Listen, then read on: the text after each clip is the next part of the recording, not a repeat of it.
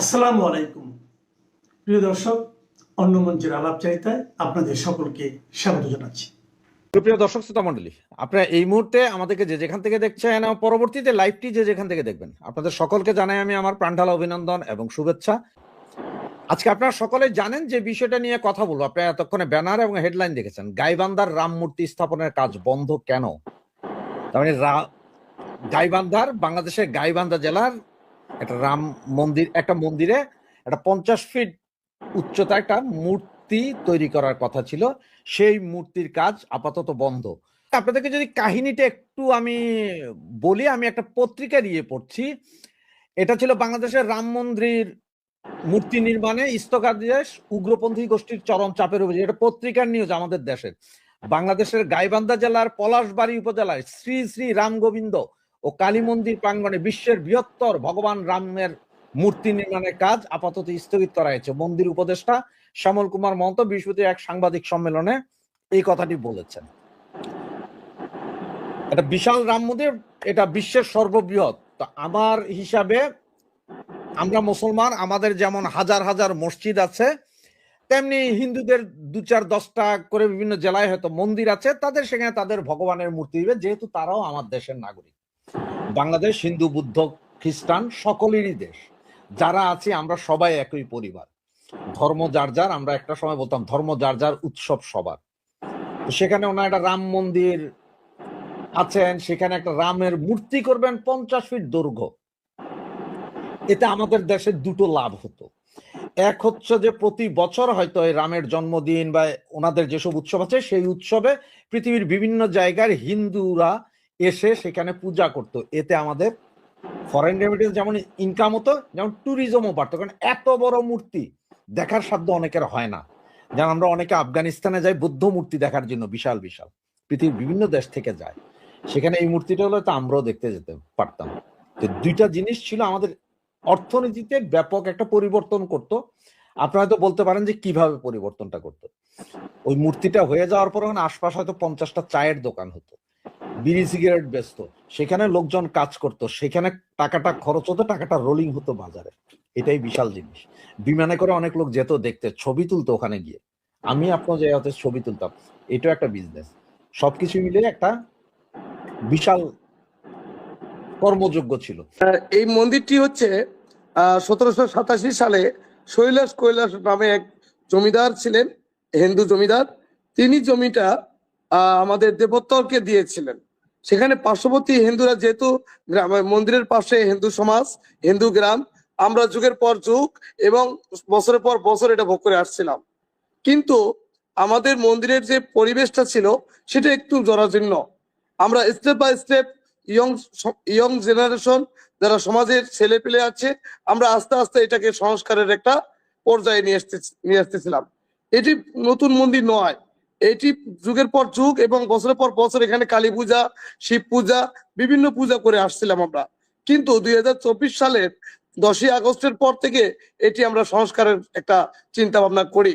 মন্দির যখন একটি কালী মন্দির যখন আমরা করি, কালী মন্দির কমপ্লিট করার পরে আমাদের পার্শ্ববর্তী মুসলমান ভাইয়া আছেন, হিন্দু সমাজ আছে, প্রশাসন আছে, আমরা সবাইকে ডেকে একটা মিটিং করি। কি কি হবে সেটা প্রজেক্টরের মাধ্যমে আমরা সকল মুসলমান ভাইদেরকে জানাইছি এবং প্রত্যেকটা মুসলমান ভাইদেরকে 1 কেজি করে মিষ্টির প্যাকেটে দেওয়া হয়েছে যে আপনাদের কোনো অভিযোগ আছে কিনা, কোনো কমপ্লেন আছে কিনা।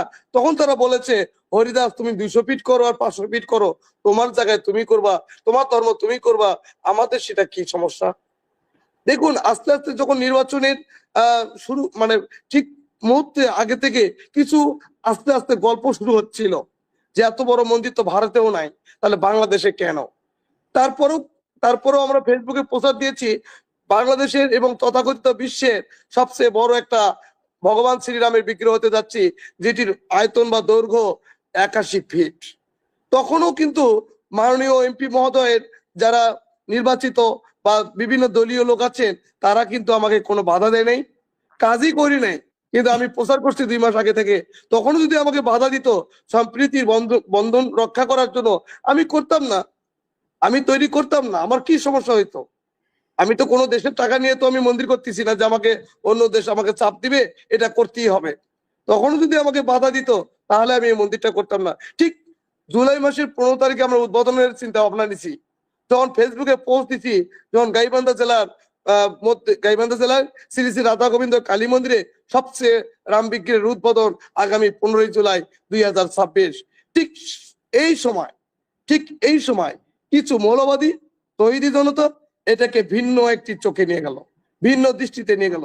যে দৃষ্টি যখন একটি এলাকাবাসী, পার্শ্ববর্তী এলাকা মুসলমান ভাইদের কোনো সমস্যা নাই, তাদের কোনো অভিযোগ নাই, কিন্তু এটি আন্তর্জাতিক পর্যায়ে পিনাকি ভট্টাচার্য আমাদের দাদা, উনি বলেছিলেন 100 বছরের পরিকল্পনা ভারত বাস্তবায়ন করতে যাচ্ছে রংপুরকে দখল করার জন্য রাম মন্দিরের মাধ্যমে। আমি বলতে চাই, ইউ আর নট ক্লেভার।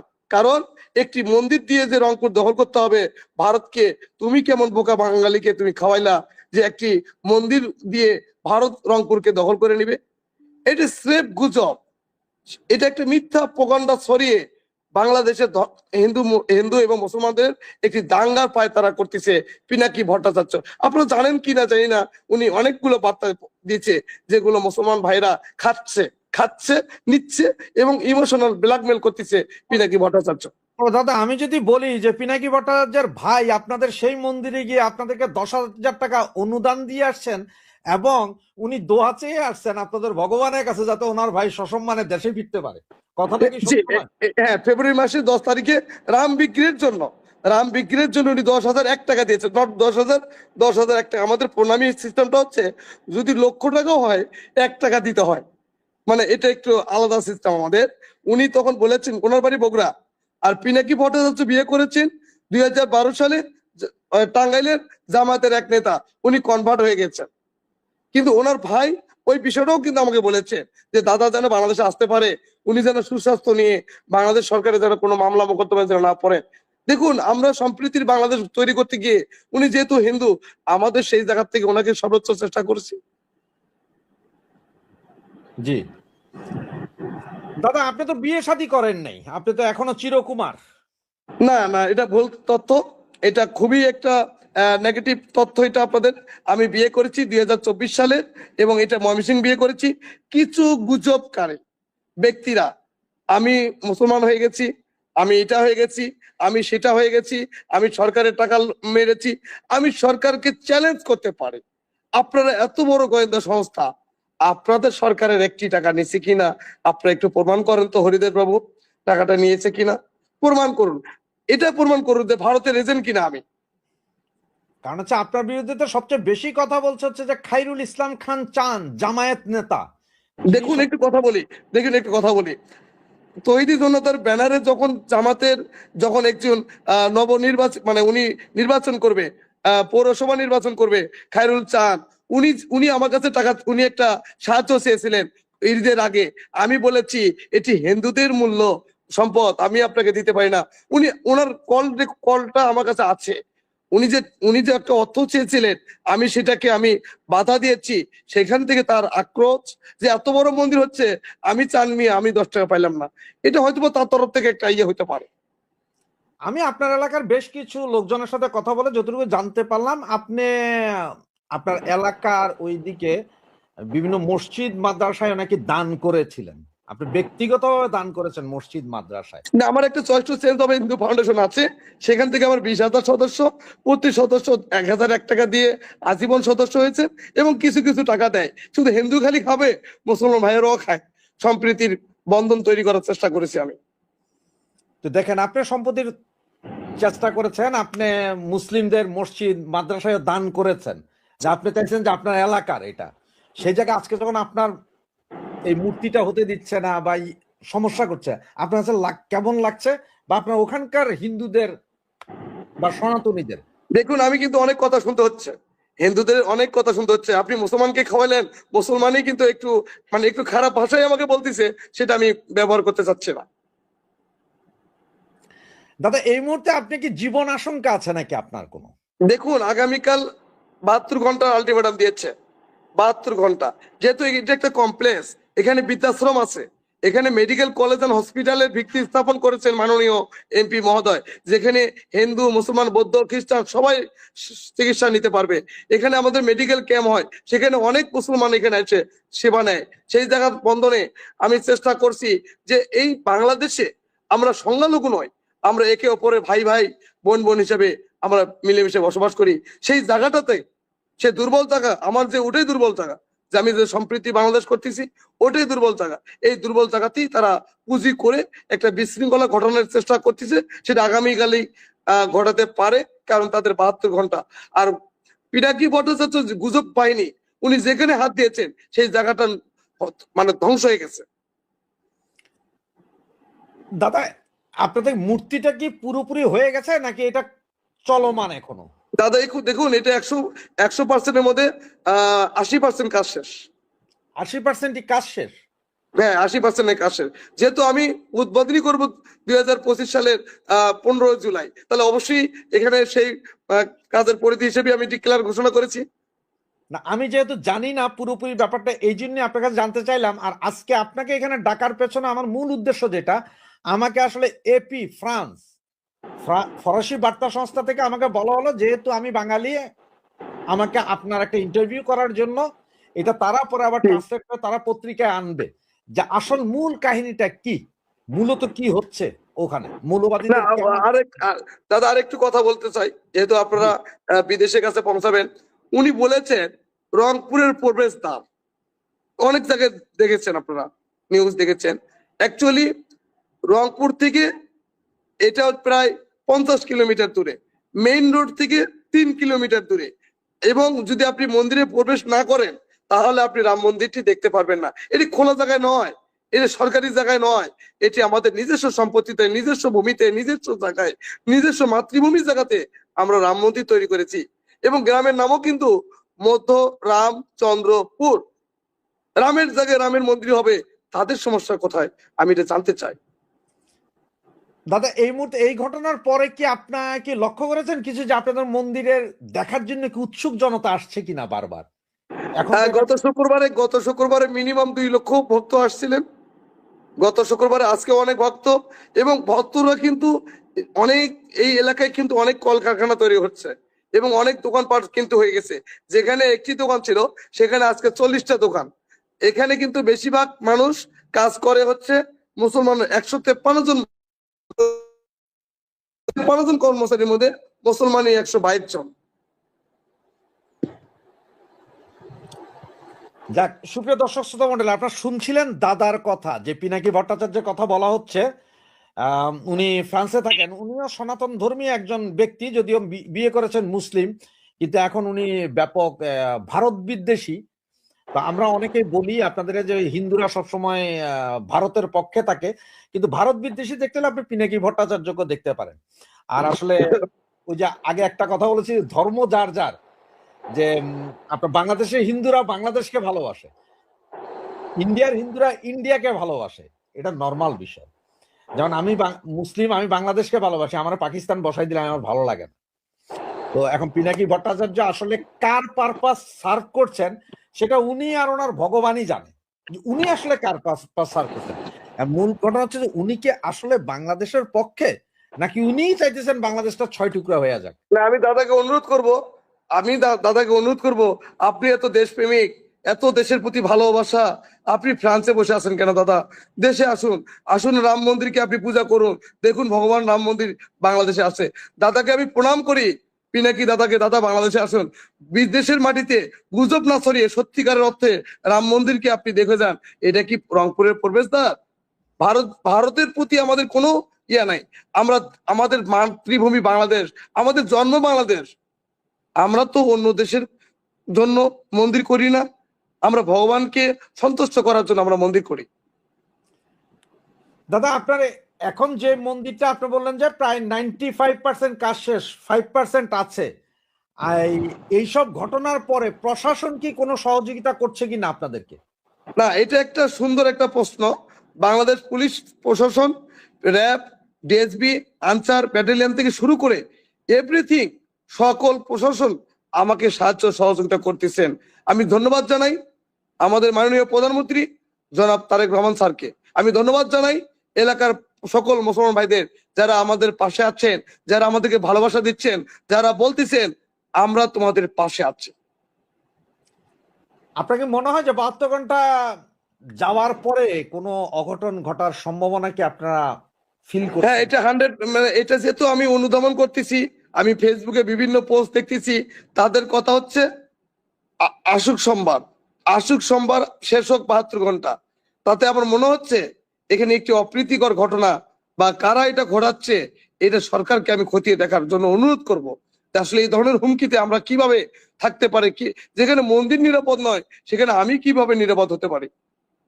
তাহলে আপনারা কি প্রশাসনের সাথে যোগাযোগ করেছেন এর ভিতরে যে সোমবারে বা হ্যাঁ, প্রশাসনই আমাকে অ্যালার্ট করেছে, দাদা আপনি চোখ কান খোলা রাখেন। কতজন পুলিশ আছে এখন মন্দির পাহারায়? এখনো 10 জন পুলিশ প্রতিদিন রাত দিন পাহারা দিচ্ছে, 10 জন পুলিশ, এবং অনেক যারা টহল দিচ্ছে তারাও আছে মাঠে, এবং তারাও আতঙ্কিত, প্রশাসনও আতঙ্কিত, আসলে হচ্ছেটা কি। আপনার ভক্তরা কি মন্দিরের ভেতরে আছে?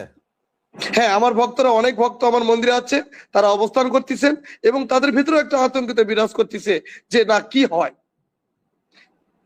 তার মানে পুরো এলাকা, পুরো পরিস্থিতি এখন একরকম থমথম। হ্যাঁ, একটা মানে একটা পক্ষ দৌড়াদৌড়ি করতেছে, মানে যাতায়াত করতেছে, তারা সুযোগ খুঁজতেছে যে এখানে কিছু করা যায় কিনা। দর্শক শ্রোতা মন্ডলী, আমরা লাইভটি এখানে শেষ করব, তবে যাওয়ার আগে আমি আপনাদেরকে কয়েকটি কথা বলি। সেটা হচ্ছে যে মৌলবাদীদের উৎপাত বাংলাদেশে বেড়ে গেছে এই ধরনের না। আমাদের দেশে যেমন 560টি মডেল মসজিদ আছে, অত্যন্ত অপরূপ সুদৃশ্য মডেল মসজিদ, এছাড়াও লক্ষ লক্ষ মসজিদ আছে।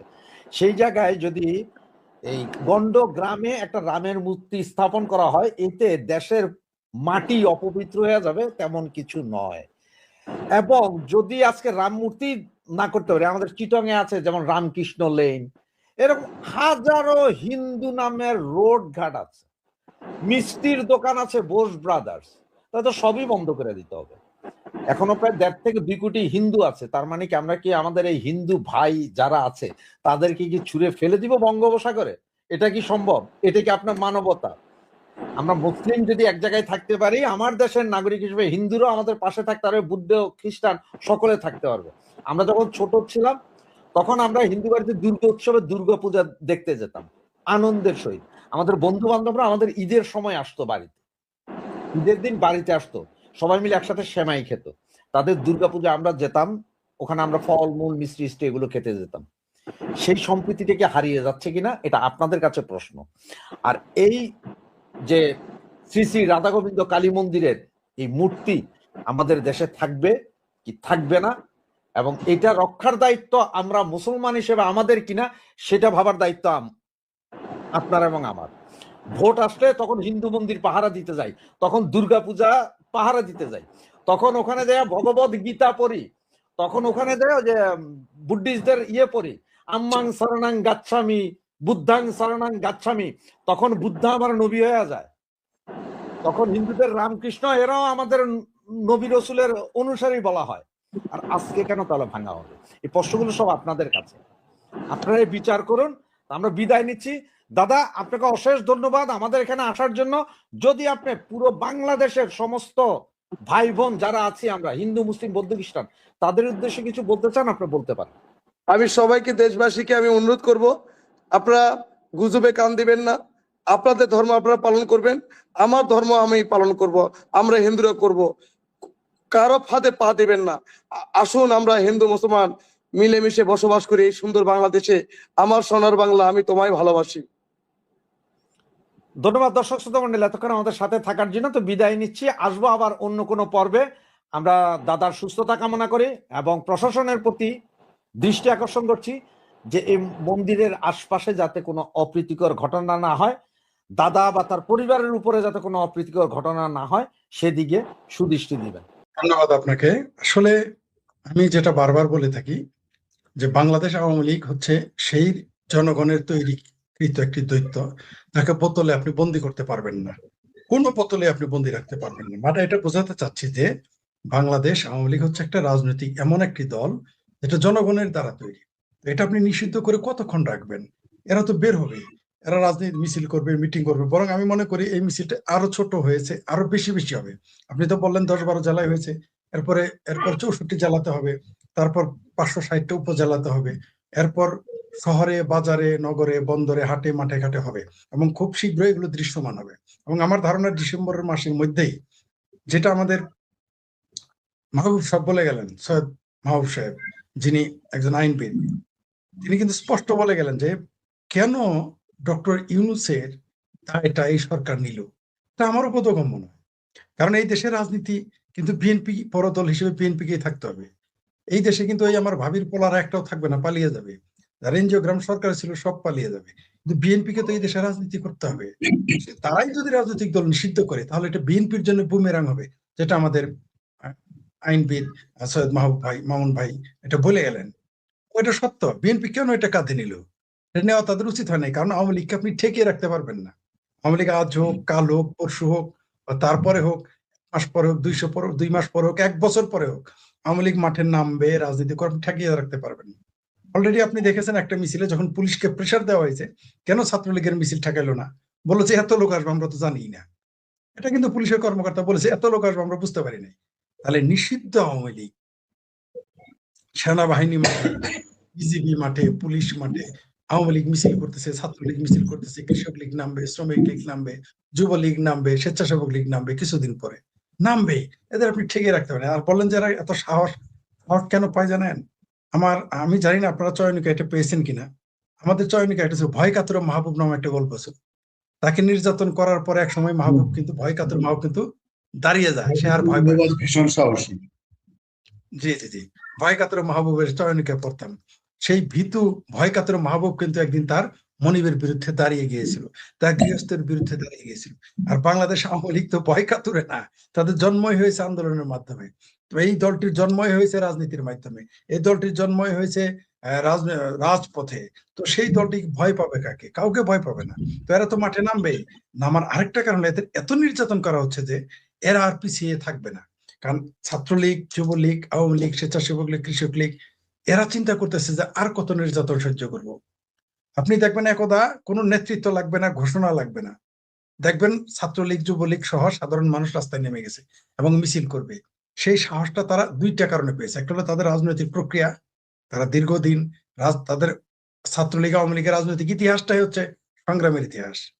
তারা এরকম সরকারের মুখোমুখি হয়ে আসছে, তারা পাকিস্তান বাহিনীর বিরুদ্ধে লড়াই করে আসছে, জেনারেলদের বিরুদ্ধে পাকিস্তান লড়াই করে আসছে, মুক্তিযুদ্ধ করেছে, এরা বিভিন্ন সময় জিয়ার বিরুদ্ধে লড়াই করেছে, এরশাদের বিরুদ্ধে লড়াই করেছে। এদের রাজনৈতিক এদের এদের রাজনৈতিক পরিক্রমাটাই হলো লড়াইয়ের ইতিহাস। তো এরা তো মাঠে নামবেই। আর এত নির্যাতন, এত নিপীড়ন করা হচ্ছে যে এদের পিঠ দেয়ালে ঠেকে গেছে। আওয়ামী লীগের পিঠ, ছাত্রলীগের পিঠ, যুবলীগের পিঠ, স্বেচ্ছাসেবক লীগের পিঠ দেয়ালে ঠেকে গেছে। এখন তো তাদের আর সামনে আসা ছাড়া কোনো উপায় নেই।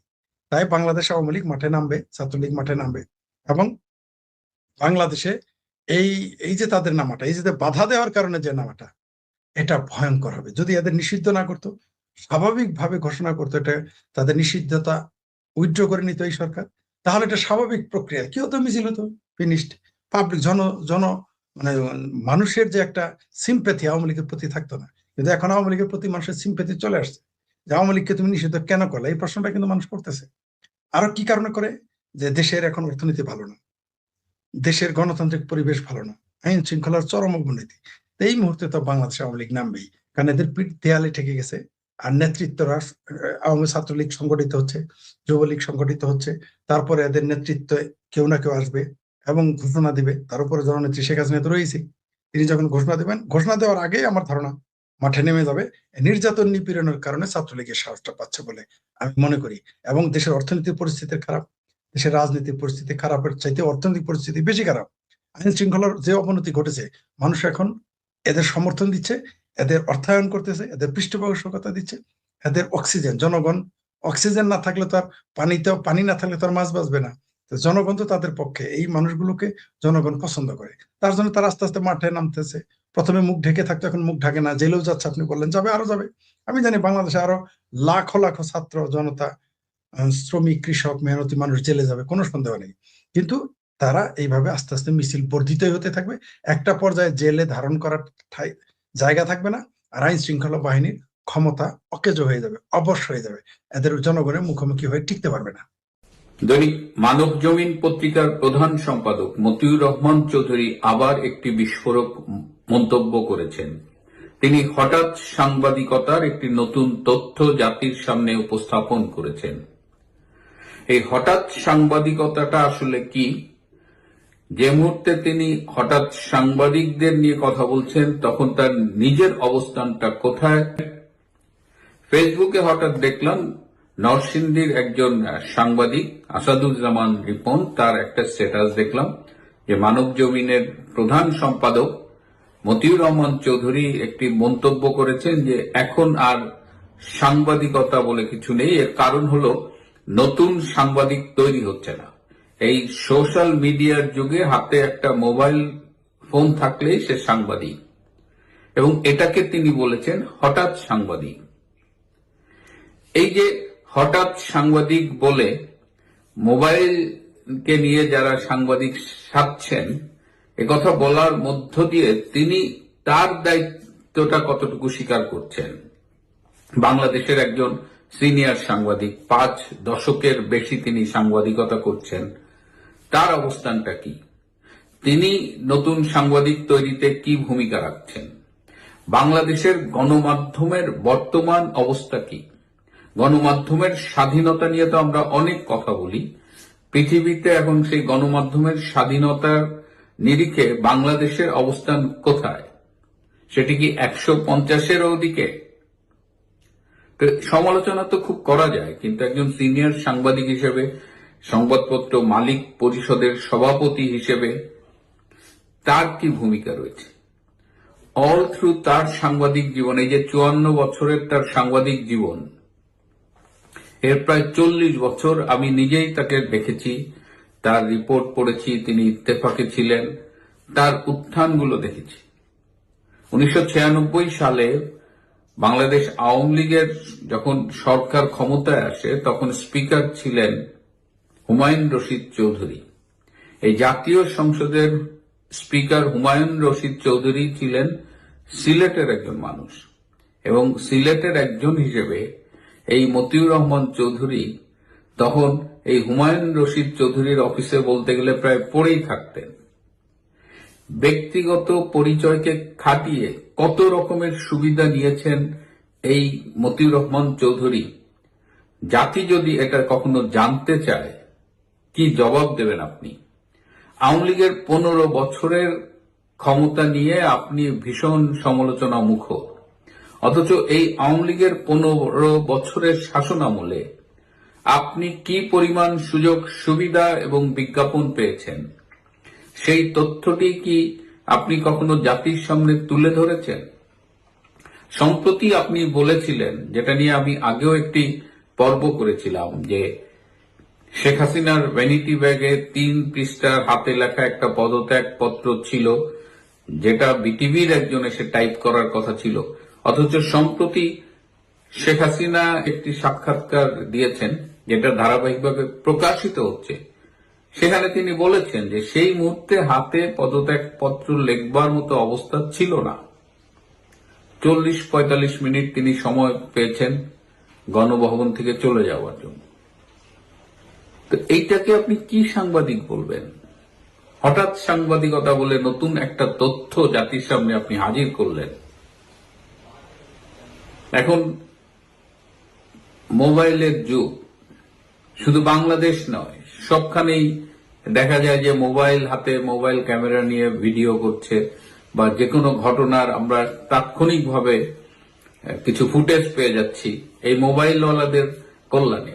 এই মোবাইল থাকার কারণে অনেক ঘটনাই আমরা এখন বাংলাদেশে জানতে পারছি, যেটা আমাদের বর্তমান মতিউর রহমান চৌধুরীদের মতো সাংবাদিকদের প্রতিষ্ঠিত মিডিয়ায় পাচ্ছি না।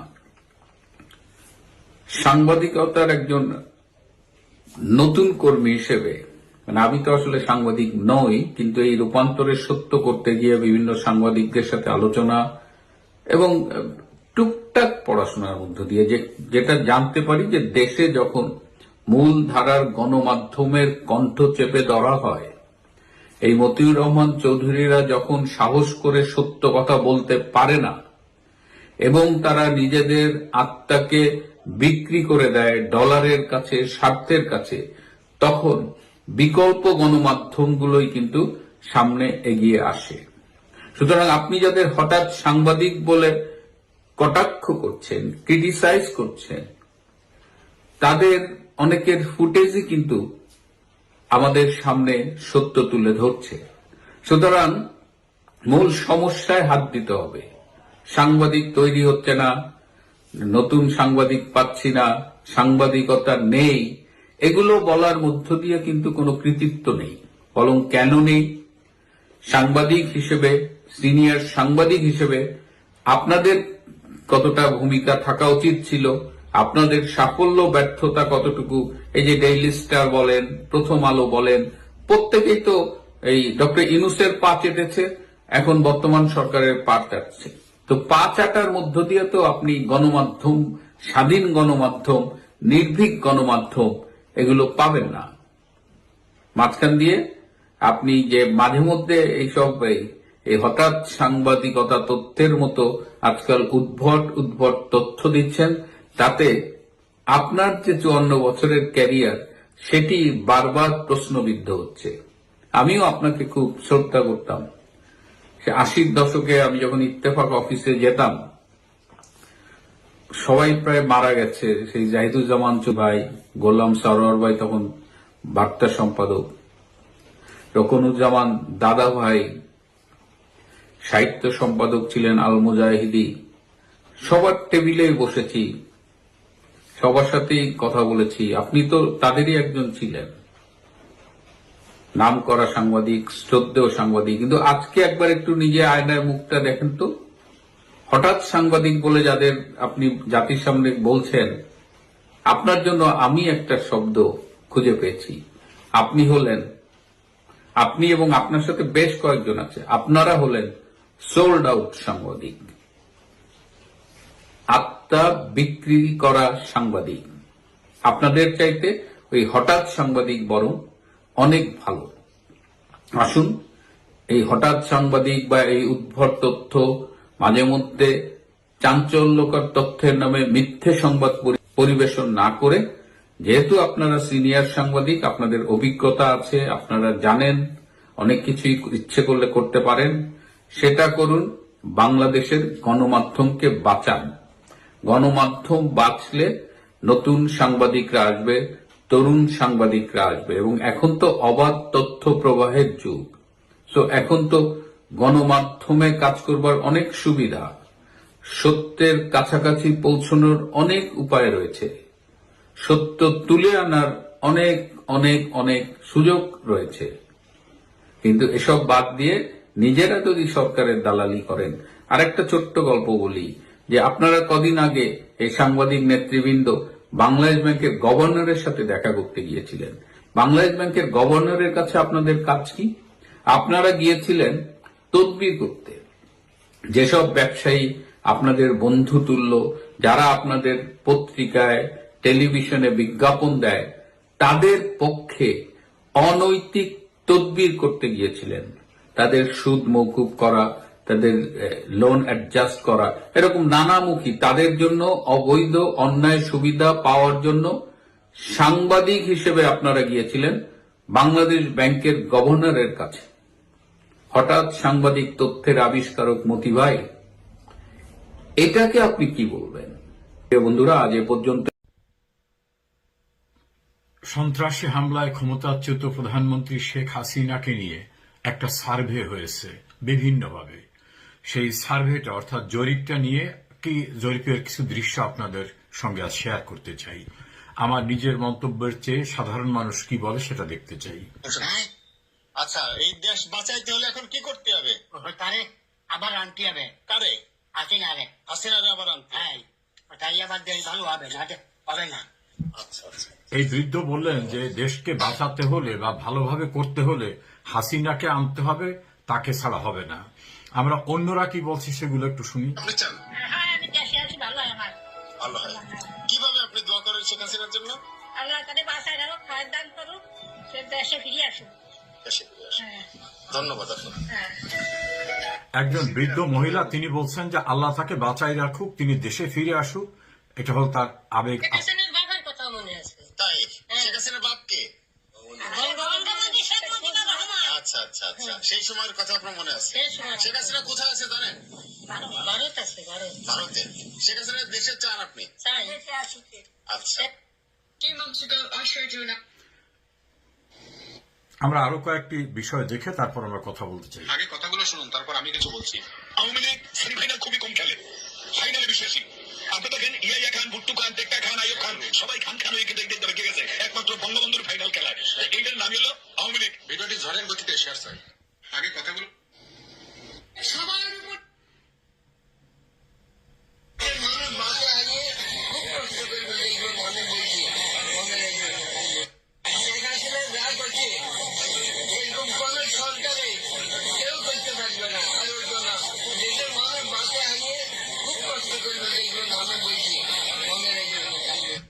এই বৃদ্ধ বলছেন শেখ হাসিনা যা করছে এইটা কেউ করতে পারবে না, ওনার বিশ্বাসের জায়গা থেকে উনি বলছেন। মানুষ মারছে, তুমি কি বলতে চাও? ওটা আন্দোলনে ইউনুস এবং আমেরিকার ষড়যন্ত্র করে শেখ হাসিনাকে খেদাইছে এবং আপনার এই জামাতরে পক্ষাপিট করেই তাকে দেশ থেকে তাড়ানো হয়েছে এবং তারা নির্বাচনে বাচ্চলে যে আমরাই ক্ষমতা আসবো, 3 দিন পরে একটা ডিক্লেয়ার দেবো, এরকম একটা ষড়যন্ত্র তারা করছিল, কিন্তু ওখানে তারা ডট বল হয়েছে, যার কারণ উনি বলতেছেন যে শেখ হাসিনাকে কিভাবে ক্ষমতার থেকে সরানো হয়েছে সেটা তার অভিজ্ঞতা তিনি শেয়ার করছেন। এভাবে শেখ হাসিনা সম্পর্কে বিভিন্ন পর্যায়ের সাধারণ মানুষ, যারা অতি সাধারণ মানুষ, তাদের বিভিন্ন মসজিদে 1000 টাকা দিব, তারা জানে আল্লাহ এক সপ্তাহ হাত দেয় এই গরিব মাসের জন্য। আমি আমার মনের থেকে তাকে খুব ভালোবাসি, সেখানে মসজিদে আমি 1000 টাকা দেবো। আসলে দেশে কেন 1000 টাকা চালাই ভালো করে এই রিক্সা চালক বলছেন যে শেখ হাসিনা দেশে ফিরে এলে তিনি মসজিদে 1000 টাকা দেবেন। একজন রিক্সা চালকের অনুভূতিটা আপনারা শুনলেন। বর্তমান দেশের পরিস্থিতি কি দেখছে? আরে দেশের পরিস্থিতি বেটা তো খাইতে পারি না রে, বেটা করতে পারি না। এ দেশ চলে, এভাবে চলবে? আমার প্রতিবন্ধী গাড়ি আছে, দেখেন আমি চলতে পারি না অসহায়। এই প্রতিবন্ধী গাড়ি থানায় ডুবে, এই পুলিশের বিবেক আছে, বিবেক আছে। এই প্রতিবন্ধী গাড়ি থানায় ডুবে, 1 টাকা পড়ে নেই, 600 টাকা দিতে হবে। এর বাবা কামি করছে, এর বাবারই খারাপ। আমার পড়ে টাকা নাই, আমি দেবো কি? এই যে মোল্লা পুলিশ, আমি বললাম ভাই আমি অসুস্থ। তিনি বলছেন তিনি একজন প্রতিবন্ধী, তার গাড়ি থানায় আটকে নিয়ে তার কাছ থেকে টাকা আদায় করা হচ্ছে। তো এই প্রতিবন্ধী মানুষটার আর্তচিৎকারটা আপনারা শুনলেন।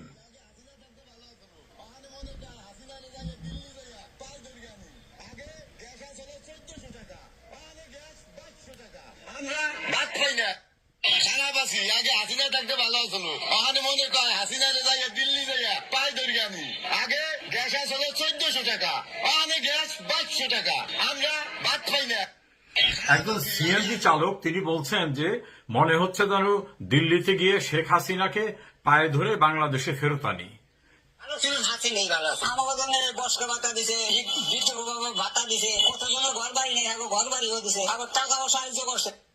হাসি নেই ভালো, আমাকে জন্য বস্ক ভাতা দিছে, ভাতা দিছে, কতজন ঘর বাড়ি নেই, ঘর বাড়িও দিছে, আবার টাকাও সাহায্য করছে।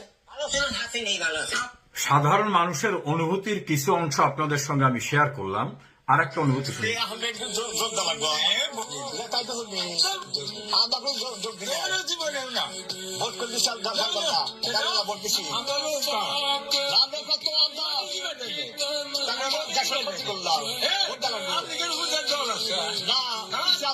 এই বৃদ্ধ বলছেন যে আমরা নৌকা, আওয়ামী লীগের উপর যে কোনো দল আছে? এরকম শত শত অতি সাধারণ একেবারে নিম্ন পর্যায়ের খেটে খাওয়া বিপন্ন হওয়া মানুষদের মতামতের কিছু অংশ আপনারা শোনালাম। এই নির্যাসয় শেখ হাসিনার কোনো বিকল্প নাই এবং সাধারণ মানুষের আস্থা শেখ হাসিনা, একমাত্র শেখ হাসিনাতেই আস্থা।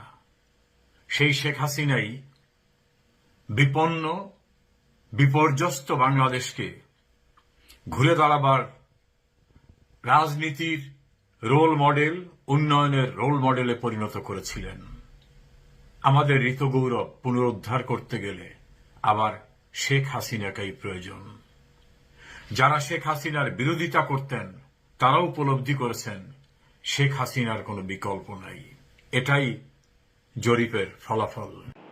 সমাজ দর্শক, পুলিশের সাবেক আইজি বেনজির তিনি গ্রেপ্তার হয়েছেন দুবাইতে, এরকম একটি খবর বাংলাদেশের পত্রপত্রিকায় রীতিমতো লিড নিউজ হয়েছে।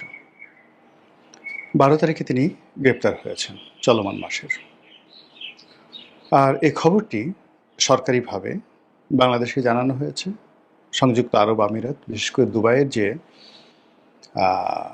স্বরাষ্ট্র মন্ত্রণালয়, সেই স্বরাষ্ট্র মন্ত্রণালয়ের আবার যিনি প্রধান ব্যক্তি, যার নেতৃত্বে মূলত এই ইন্টারপোল পরিচালিত হয়, তো তার পক্ষ থেকে বাংলাদেশ সরকারকে জানানো হয়েছে যে তাকে গ্রেপ্তার করা হয়েছে, এবং এই বিষয়টি জাতীয় সংসদে স্বরাষ্ট্রমন্ত্রী সালাউদ্দিন কাদের সাহেব নিশ্চিত করেছেন। বেনজির সম্পর্কে বলবো, অন্যান্য বিষয় সম্পর্কে বলবো, তার আগে বলে নেই যে এই এত বড় একটা ঘটনা ঘটলো, এই জন্য সবার আগে মহান আল্লাহ রব্বুল আলমিনের কাছে শুকরিয়া আদায় করছি। ধর্মের কাল বাতাসে নড়ে। এই পৃথিবীতে কোনো মানুষ অন্যায় করে পার পায় না। কিয়ামতের বিচার পরে আগে এই দুনিয়াতে বিচার হতে হবে, এবং বিচার হয়। প্রতিটি ঘটনা আমরা দেখলাম। আওয়ামী লীগ জমানাতে যারা অন্যায় করেছেন, অপকর্ম করেছেন, জুলুম করেছেন, অত্যাচার করেছেন, একটি লোক রক্ষা পাননি। আর এখন এত বিরূপ অবস্থা, সেই বিরূপ অবস্থার মধ্যেও আওয়ামী লীগ আমলের সৎ ছিলেন, অন্যায় করেননি। এই জমানাতে তাদের কিছু হয়নি, তারা দিব্যি ভালো আছেন। অনেকে সসম্মানে মারা গেছেন, অনেকে দুর্ভোগ পোহাতেই হয়নি। কিন্তু সেই একটা ইউনিয়ন চেয়ারম্যান থেকে শুরু করে একেবারে সেনাবাহিনীর প্রধান থেকে শুরু করে পুলিশের প্রধান, যারাই অন্যায় করেছেন, প্রত্যেকটা মানুষের জীবন এই গত 2 বছরে তছনছ হয়ে গেছে। এরপর কেন মানুষ অন্যায় করে, কেন মানুষ জুলুম করে, আমার মাথায় আসে না। যেটা বলছিলাম যে বেনজিরের যে গ্রেপ্তার, ব্যক্তিগতভাবে আমি খুশি হয়েছি একজন নাগরিক হিসেবে, খুশি হয়েছে একজন মুসলিম হিসেবে, ধর্মবিশ্বাসী হিসেবে, খুশি হয়েছে একজন মানুষ হিসেবে। একজন প্রধানমন্ত্রী ধরেন, একজন আইজি ধরেন, সেনাবাহিনীর প্রধান ধরেন, আর একজন কৃষক ধরেন, আসলে মানুষ হিসেবে আল্লাহর কাছে সবাই সমান। আল্লাহ কাউকে কৃষক বানান, কাউকে রাজা বানান, কিন্তু একই তাদের আকার এবং আকৃতি, তাদের চাহিদা, কামনা, বাসনা, তাদের শরীরের রক্ত, মাংস, হাড্ডি সব কিছু সেম। তো সেখানে আল্লাহর দয়ায় মানুষ যখন কোনো একটা বড় পর্যায়ে পৌঁছে গিয়ে কৃষকের উপর জুলুম করে, মজুরের অর্থ ছিনিয়ে নেয়, মজলুমকে তার দুর্বলতার সুযোগ নিয়ে তার সর্বশেষ যে সম্পদটুকু ছিনিয়ে নেয়, তখন আল্লাহর আরশের আজিম পর্যন্ত কাঁপতে থাকে। বেনজির এমন একজন মানুষ, মানে কখনো ছাত্রলীগ করেছেন, কখনো আওয়ামী লীগ করেছেন, বা হোয়াট ডাজ ইট মিন, ছাত্রলীগ করলো, আওয়ামী লীগ করলো, তাতে কি? তিনি ক্ষমতায় বসে যে কাজগুলো করেছেন, এটার একটা যৌক্তিকতা দেখান। একটি মধ্যবিত্ত, গোপালগঞ্জের একটি মধ্যবিত্ত পরিবারে তার জন্ম। এই পরিবারের যারা লোকজন, একমাত্র সে ছাড়া প্রায় সবাই সৎ, যোগ্য, এবং যে যার মতো করে জীবন নির্বাহ করছে। তারা বেনজিরকে পরিচয়ও দেয় না। বেনজির তার নিজের পরিবারের মধ্যে বলতে গেলে কুলাঙ্গার। 2 নম্বর হলো বেনজিরের যে কর্মকাণ্ড, বিভিন্ন কর্মকাণ্ড, বিশেষ করে তার স্ত্রীর কর্মকাণ্ডের কারণে বেনজিরের মা খুব কষ্ট নিয়ে মারা গেছেন। উনি জীবিত আছেন কিনা আমি বলতে পারবো না, সম্ভবত মারা গেছেন, কিন্তু উনি অনেক কষ্ট পেয়েছেন, এটা আমি জানি।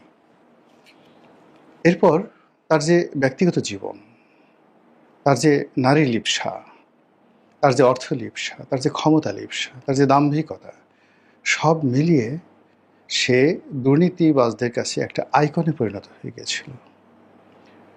এবং সে যেভাবে দাম্ভিকতা করে এবং যেভাবে শেখ হাসিনার পতনের শেষ দিকে বাংলাদেশ ছেড়ে চলে গেছেন বুক ফুলিয়ে এয়ারপোর্ট দিয়ে, যদি তিনি ধরা না পড়তেন তাহলে ধরে নেওয়া হতো যে অপকর্ম করে আসলে সবাই রক্ষা পেতে পারে। তিনি যদি ধরা না পড়তেন তাহলে বহু মানুষ বেনজির হওয়ার স্বপ্ন দেখত। কিন্তু তার এই যে গ্রেপ্তার, এই গ্রেপ্তারের ফলে প্রথমত তার অনুসারী যারা আছেন দলের, মানে পুলিশের মধ্যে, সকলের মধ্যে আতঙ্ক তৈরি হয়েছে। বেনজির মতো অন্য যে সকল দুর্নীতিবাজ পুলিশ কর্তারা ইন্টারপোলের মামলা মাথায় নিয়ে বিশ্বের বিভিন্ন দেশে ঘুরে বেড়াচ্ছেন, এর মধ্যে দুবাইতে অনেকে আছেন, আমেরিকাতে অনেকে আছেন, তাদের অনেকের মধ্যে আতঙ্ক দেখা দিয়েছে। একই সঙ্গে এই মুহূর্তে যারা দুর্নীতি করছেন এবং যারা বেনজির হওয়ার চেষ্টা করছেন, তাদের মধ্যেও আতঙ্ক দেখা দিয়েছে। এটি ইতিবাচক। মানুষ আল্লাহকে স্মরণ করবে। এই যে ঘটনাটাগুলো ঘটলো, আমরা তো বেনজির যখন ক্ষমতা ছিলেন তার চোখের দিকে তাকিয়ে কথা বলার মতো মানুষ তো ছিল না। একটা টেলিভিশন টক শোতে তিনি কথা বলছিলেন, তার সঙ্গে নুরুল কবির সাহেব কথা বলছিলেন। আপনি তো জানেন যে নুরুল কবির বা কিছু মানুষ আছেন যারা অনেস্ট, সৎ, এবং সৎ মানুষের একটু রাগ বেশি থাকে, তারপরে অনেকে স্ট্রেট ফরওয়ার্ড হয়ে তারা কথা বলার চেষ্টা করে। নুরুল কবিরও সেইভাবে সেদিন কথাবার্তা বলার চেষ্টা করছিলেন এবং সেখানে প্রকাশ্য টেলিভিশনের সামনে যেভাবে নুরুল কবিরকে তিনি ধমক দিচ্ছিলেন, অ্যাজ ইফ মনে হচ্ছিল তিনি সম্রাট আকবর, অথবা তিনি এমনভাবে ধমক দিচ্ছিলেন মনে হয় যেন অ্যাডলফ হিটলার। আর তার নর্মালি নুরুল কবির সাধারণত খুবই মুখরা টাইপের মানুষ, তিনি উত্তর করেন। কিন্তু বেনজির এরকম একটা ভয়ের রাজত্ব কায়েম করেছিলেন যে তার ধমক খাওয়ার পরে নুরুল কবির অনেকটা চুপসে গিয়েছিলেন। সেদিন কেন যেন আমার মনে হয়েছিল যে দুর্ভাগ্য বেনজিরকে তাড়া করছে। বেনজির সাহেবকে আমি ব্যক্তিগতভাবে চিনি, অনেক আগের থেকে চিনি, ঘনিষ্ঠভাবে চিনি। সম্পর্ক তার সঙ্গে আমার কখনো ভালোও ছিল না, কখনো খারাপ ছিল না, কিন্তু একটা অসাধারণ সামাজিক সম্পর্ক ছিল। তিনি আমার লেখা পড়তেন, তারপরে টকশো শুনতেন, সব মিলিয়ে কিন্তু তার এই কর্মকাণ্ডগুলো কোনো অবস্থাতেই আমার তার সাথে যে আমার যে সম্পর্ক, এটি আমাকে আহ্লাদিত করে না। বাকি দুজন যারা পুলিশের যারা অন্যান্য যারা আইজি হয়েছেন, জাভেদ পাটোয়ারি হয়েছেন, মামুন সাহেব হয়েছেন, শহীদুল সাহেব হয়েছেন, এদের সবার সঙ্গে, মামুন সাহেবের সঙ্গে ব্যক্তিগত আমার কোনো সম্পর্ক নাই বা ছিল না, কিন্তু বাকি যারা আছেন তাদের সবার সঙ্গে, হাসান মাহমুদ সহ সবার সঙ্গে আমার দেখা সাক্ষাৎ কথাবার্তা হয়েছে। এবং কয়েকজনের সাথে শহীদুল সাহেবের সঙ্গে তো ব্যক্তিগত সম্পর্ক একেবারে বন্ধুর পর্যায়ে, শহীদুল হক সাহেবের সঙ্গে একেবারে বন্ধুর পর্যায়ে ছিল। এখন সে দুর্নীতি করে যা কিছু করে সেটা তার ব্যাপার, বা তার বিরুদ্ধে যে অভিযোগ করেছে সেটা অন্য ব্যাপার, কিন্তু অ্যাজ এ ম্যান হিসেবে ফ্রেন্ডলি, তারপরে শেষে বিনয়ী, কোঅপারেটিভলি শহীদুল হক সাহেবের কাছ থেকে আমরা যে ব্যবহারটা পেয়েছি এটা অন্য কোনো আইজির কাছ থেকে পাইনি। এনিওয়ে, তো সেক্ষেত্রে সবাই কিন্তু সাফারার, সবাই জেলের মধ্যে আছেন, অনেকে পালিয়ে আছেন, অনেকে দেশে আসছেন না, কিন্তু বেনজির একেবারে শেষ সময় পর্যন্ত তিনি বুক ফুলিয়ে চলছিলেন। দুবাইতে তিনি বুক ফুলিয়েছিলেন এবং তার এই যে অহমিকাবোধ, এই অহমিকাবোধের কারণেই তিনি কী করলেন, সেখানে গ্রেপ্তার হলেন। এবং এটা প্রকৃতির একটা, যাকে বলা হয়, বিচার। আপনারা হয়তো অনেকে জেনে খুশি হবেন যে তার সঙ্গে আসলে আওয়ামী লীগের কারোর কোনো ওরকম সম্পর্ক ছিল না। He was neither representing Awami League, neither prime minister. Sheikh হাসিনাও তাকে পছন্দ করতেন না, কিন্তু কী করে যেন গোপালগঞ্জ বাড়ি কী করে যেন একটা চেইনে এসে তিনি আইজি হয়ে গেলেন। কিন্তু আইজি হওয়ার পরে তার যে ব্যক্তিগত কর্মকাণ্ড, সেই ব্যক্তিগত কর্মকাণ্ডের কারণে শেখ হাসিনা তার থেকে মুখ ফিরিয়ে নিয়েছিলেন। তিনি যখন ডিজি র্যাব ছিলেন, ঠিক সেই সময় পুরো ডিজি অফিস, র্যাবের অফিসটিকে তিনি একটা মিনি পতিতালয় বানিয়ে ফেলেছিলেন তার নিজের জন্য। শোবিজ জগতের যত রকম তারকা রয়েছে, বেশিরভাগ তারকাকে তিনি ভোগ করেছেন, ইচ্ছায় হোক অনিচ্ছায় হোক তারা গিয়েছে, টাকার কারণে হোক অন্য কারণে হোক। এবং একজন তারকার জন্য আর একজন রাজনৈতিক নেতা, তার সঙ্গে তার হাতাহাতি মারামারি পর্যন্ত হয়েছে। শোনা কথা, অনেকে জানেন কে, ভোলার একজন প্রমিনেন্ট রাজনীতিবিদ, দক্ষিণবঙ্গের রাজনীতিবিদ, তার ভাগ্নের সঙ্গে এক নায়িকার প্রেম ছিল, সেই নায়িকাকে আবার বেনজির নিয়ে আসছে, সেটা নিয়ে মারামারি হয়েছে। এর বাইরে শোবিজের আর একজন নায়িকা, টেলিভিশনের নায়িকা, খুবই জনপ্রিয় নায়িকা, সেই জনপ্রিয় নায়িকার সঙ্গে তার যে নষ্টামি, সেই নষ্টামি কোনো ভদ্রলোক পুলিশ বাহিনীকে রীতিমতো কলঙ্কিত করে ফেলেছে। এবং সেই নায়িকা মূলত ভারতের রয়ের এজেন্ট রূপে বারবার প্রকাশ্যে বেনজিরের শয্যাসঙ্গী হয়েছে। ফলে ভারতের সঙ্গে তার কোনো সম্পর্ক ছিল না, তার সাথে কোনো সম্পর্ক ছিল না শেখ হাসিনা, তার সাথে কোনো সম্পর্ক ছিল না আওয়ামী লীগের। কিন্তু পুরো আওয়ামী লীগ শেখ হাসিনাকে ডুবানোর জন্য যা যা করা তাকে বেনজির করেছে। ফলে কি হলো দেখেন, সে কিন্তু ক্ষমতা হারানোর পর অনেকটা আইসোলেটেড হয়েছিল। কিন্তু কালের কণ্ঠ নামক পত্রিকাতে তার সম্পর্কে যে ধারাবাহিক প্রতিবেদন প্রকাশিত হলো, আমরা জানতাম যে সে দুর্নীতি করেছে, কিন্তু এত দুর্নীতি। আমরা জানতাম সে অন্যায় করেছে, কিন্তু এত অন্যায়। আমরা জানতাম সে অন্যায় করেছে, কিন্তু তার স্ত্রী অন্যায় করছে, তার শালা অন্যায় করছে, তার এজেন্ট অন্যায় করছে, তার ক্যাশিয়ার অন্যায় করছে। গরুর ব্যবসা থেকে হোটেল ব্যবসা, 5 তারকা হোটেল ব্যবসা, কক্সবাজারের সবচেয়ে নামকরা 5 তারকা হোটেল একটা আইজি সেটার মালিক। তার যে 2টো রিসোর্ট, বড় বড় 2টো রিসোর্ট, বড় বড় 2টো শিল্প গ্রুপ, এর সঙ্গে তার সম্পৃক্ততা, এ কী করে সম্ভব? এ তো ডাকাতি করলেও সম্ভব নয়, স্বরাষ্ট্র মন্ত্রণালয়ের সমস্ত অর্থ চুরি করলেও সম্ভব নয়। তাহলে সে করেছেটা কি? সে কি মাদক চোরা কারবারি করেছে? সে কি স্বর্ণ চোরা কারবারি করেছে? সে কি আন্ডারওয়ার্ল্ড ডনের মতো পুরো বাংলাদেশকে একটা গোল্ডেন ট্রায়াঙ্গেল হিসেবে বিশ্বের মাদক এবং অস্ত্র স্বর্ণ চোরা কারবারিদের সে কি একটা স্বর্গরাজ্য বানিয়ে ফেলেছিল বাংলাদেশ? আদারওয়াইজ এত টাকা তো হওয়ার কথা না। কালের কণ্ঠের রিপোর্টগুলো আপনি যদি পড়েন, আপনার গা শিহরে উঠবে। সেই কাজগুলো তিনি করেছেন। তারপরে আবার সেই টাকা পয়সা নিয়ে দ্বিধার্সে তিনি দেশের বাইরে চলে গেছেন। তার স্যুট, তার কোট, প্যান্ট, টাই, জামা কাপড়ের যে ফিরিস্তি, যেভাবে আমরা দেখেছি, যেভাবে দুর্নীতি দমন কমিশন সেগুলো উদ্ধার করেছে, এবং দুর্নীতি দমন কমিশনের মামলায় এই বেনজির মতো হাই প্রোফাইলের একজন অন্যায়কারী, একজন জুলুমবাজের যে গ্রেপ্তার, এবং এটা এই সময়টাতে দুবাইতে হলো, এটি পরিবর্তিত বিশ্বে, পরিবর্তিত বাংলাদেশে একটি নতুন মাইল ফলক স্থাপন করবে। ব্যক্তিগতভাবে আমি আবার মহান আল্লাহর কাছে শুকরিয়া আদায় করছি যে আল্লাহ, এই অল্প সময়, ক্ষুদ্র জীবন, কিন্তু তুমি দেখিয়েছো আমাকে যে অন্যায় করলে কেউ কখনো পার পায় না। কাজে তোমার সাহায্য চাই, তোমার পানাহ চাই, তোমার আশ্রয় চাই, যেন এসব বেনজিরদের মতো অন্যায়কারীদের মতো করে আমার নফস, আমার শরীর, আমার মন যেন কখনো অন্যায়ের দিকে ধাবিত না হয়। আরও প্রার্থনা করি এই বেনজিরের ওসিলায়, আল্লাহ তুমি এই বেনজিরের রক্ত, বেনজিরের মন, মানসিকতা, চরিত্র থেকে আমাকে এবং আমার পরিবারকে রক্ষা করো, আমার সন্তান সন্ততি এবং বংশধরদেরকে রক্ষা করো। আমরা মানুষ হয়ে বেঁচে থাকতে চাই, আমরা বেনজির হয়ে বেঁচে থাকতে চাই না। আসসালামু আলাইকুম রহমতুল্লাহি ওয়া বারাকাতুহু।